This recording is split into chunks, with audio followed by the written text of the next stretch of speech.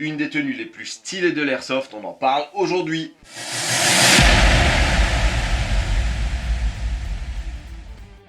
Salut à tous, bienvenue dans cette nouvelle vidéo, j'espère que vous allez bien. Aujourd'hui on va parler des tenues de type contractor, mercenaires, civils, qui font partie pour moi des tenues les plus stylées que tu puisses trouver dans l'airsoft. Alors c'est parti, on va commencer le montage de cette tenue, on va y aller étape par étape. À chaque fois je vais essayer de te donner des points clés pour réussir une belle tenue et surtout gagner un petit peu en crédibilité et en style. Alors il y en a certains qui vont me dire ouais mais c'est de l'airsoft la crédibilité. On s'en fout, mais les gars, on est là pour se monter des tenues qui sont quand même super stylées. Si vous aimez pas les trucs stylés, bah enlevez la peinture métallisée de votre voiture, enlevez vos belles jantes, ne peignez pas votre maison, ne mettez pas des beaux habits pour sortir aller au restaurant, parce que de toute façon, on s'en fout du style. Non, allez les gars, on est là pour kiffer, on est là pour faire des trucs trop stylés, alors faites-vous plaisir. Allez, c'est parti, on commence avec la première couche, le haut et le bas. Ben pour là, tu prends ce que tu veux, faut que ça reste une inspiration de type civil. Alors attention toutefois, ne prends pas n'importe quoi. Un opérateur sur le terrain ou même dans la sécurité privée, il va quand même évoluer dans des conditions qui risquent d'être difficiles. Donc ne te ramène pas en claquettes chaussettes ou en jogging, là ça le fera pas. Pour le haut, un t-shirt, un gilet, tout ce qui va bien en fonction de la température, tant que ce sont des tons assez neutres, viens pas avec un truc jaune fluo. Pour le pantalon, prends quelque chose d'assez utilitaire, un pantalon de type cargo, un jeans, quelque chose d'assez robuste avec des poches. Je te donne un exemple, le pantalon que moi j'ai actuellement, pantalon de chasse au Décathlon à 16 €. Et justement, quand on parle de tarifs par rapport à certains accessoires, c'est là où cette tenue est vraiment facile à faire et vraiment pas chère. Alors si tu as envie, tu peux aller te prendre un pantalon kaki de chez UF Pro à 300 €, mais tu trouveras des alternatives vraiment pas chères, notamment à Decathlon, comme je viens de le dire, ou notamment en prenant un peu dans tes habits de travail, dans tes jeans ou les choses comme ça. Alors même si un mercenaire ou un contracteur n'a pas vraiment de dress code à respecter, il est vrai que les sociétés de sécurité privée se professionnalisent de plus en plus. Et c'est vrai que quand tu vends tes services pour par exemple protéger une personnalité, un président, t'aimes bien que quand tes gars ils arrivent, ils aient quand même un dress code qui corresponde un minimum. Donc c'est vrai qu'en ce moment, si tu regardes des photos de sécurité privée, ils vont tous avoir le même pantalon, le même t-shirt. Mais toi pour l'instant, ne te prends pas la tête avec ça. D'ailleurs, j'aurais dû t'en parler au début de la vidéo. Si tu veux quelques exemples, je t'invite vraiment à aller regarder le film 13 heures. C'est un super bon film. C'est l'histoire justement de plusieurs contracteurs qui vont aller défendre une ambassade. Ça se passe à Benghazi. Et du coup, ce film est vraiment super intéressant. Et en le regardant, tu vas pouvoir voir ce qui se fait. Allez, on continue et là, on va commencer à parler d'équipement et notamment de gilets tactiques. Le gilet tactique, c'est pour moi la pièce maîtresse d'une tenue. Tu peux avoir la tenue la plus éclatée au sol possible. Si tu as un beau gilet par-dessus, bien complet, avec des beaux équipements, ça te crédibilise la tenue, mais d'une force, tu peux même pas imaginer. C'est pour ça que je dis souvent aux débutants, lorsqu'ils commencent à s'équiper, quand tu as une fois tes lunettes de protection, ta réplique, il faut des bonnes chaussures. Et ensuite, le premier équipement avant d'acheter un treillis, c'est d'acheter un bon gilet. Et d'ailleurs, quand vous achetez un gilet, renseignez-vous, essayez de voir ce qui se fait, ne prenez pas n'importe quoi. Autant quand vous avez un joli plaid carrière, un porte-plaque comme celui-là qui fait quand même assez moderne, qui est quand même assez stylé, ne prenez pas ces gilets là avec une tirette au milieu façon chasse et pêche là, ça va pas du tout. Ça c'était vraiment les premiers gilets tactiques de l'époque, d'il y a 15-20 ans.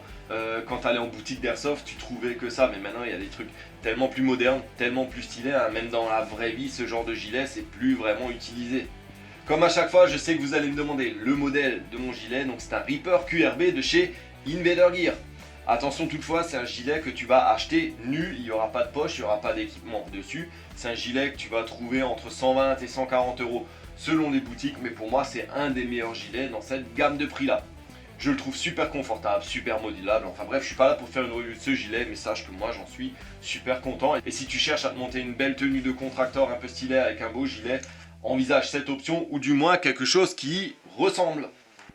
Allez, on continue. Alors si tu veux agrémenter ta tenue un petit peu plus, je peux te conseiller un accessoire. Alors c'est pas vraiment obligatoire, même si ça a une bonne utilité quand même, si tu sais vraiment bien l'équiper, c'est de rajouter un ceinturon. Ça complète vraiment bien la tenue, ça a des avantages, notamment si tu enlèves ton gilet, ça te permet de garder le minimum syndical sur toi. Enfin bref, tout ça je te l'expliquerai dans une vidéo dédiée, on va parler de comment on agence son équipement.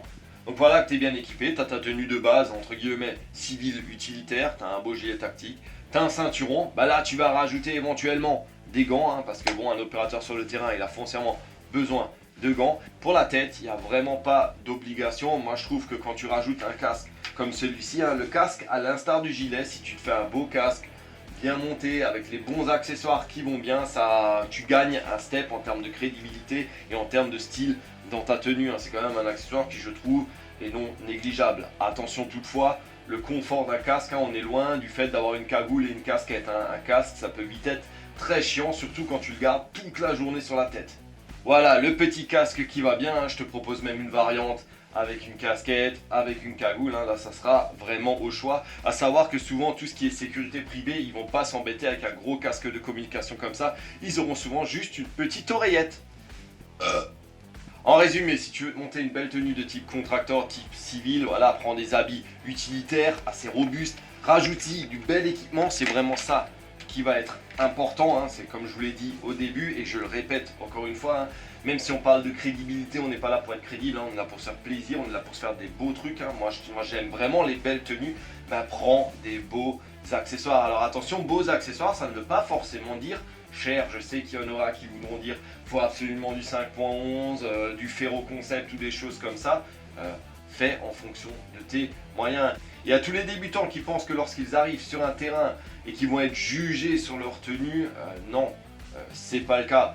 Justement, quelqu'un qui a une tenue très élaborée, très travaillée, se fera plus souvent critiquer qu'un débutant, parce que souvent il y aura toujours un spécialiste entre guillemets pour lui reprocher normalement les poches comme ça se met pas comme ça. Ah, tu fais un truc Delta Force année 2004, non, ça va pas, cette réplique là et cette poche là c'était en 2006.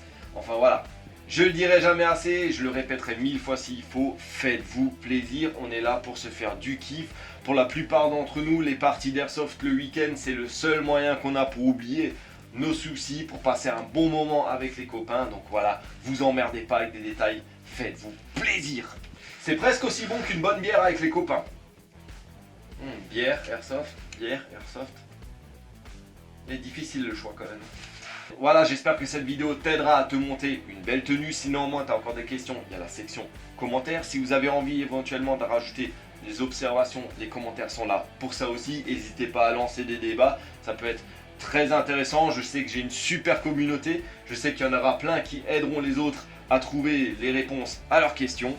Merci à tous ceux qui me soutiennent, pour ceux qui ont envie de me soutenir un peu plus, je vous mets le lien de ma page Tipeee. Je vous rappelle que tous les tipeurs auront droit à des petits avantages, des infos en avant-première et de belles petites contreparties. Mais je vous oblige à rien, je vous rappelle que le meilleur moyen de me soutenir, c'est de liker, partager, commenter et surtout de s'abonner. C'était Sparrow pour Horizon 3.0. À la prochaine. Ah, grosse schmoute ça. Oh.